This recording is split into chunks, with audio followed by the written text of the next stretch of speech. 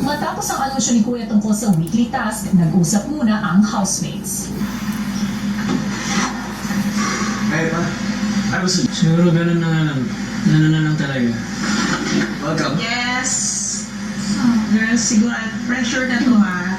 Kailangan na natin talaga. At alam ko nakakaya siya dito si Joanna at si Casey. Gusto natin makipagdayan ikaw pa yung nagsabi ng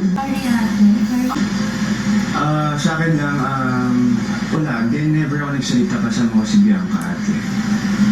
So, kung tayo sa mga comfort natin. Hindi ko naman sinasabi na kayo yung nagdadaldalan kayo.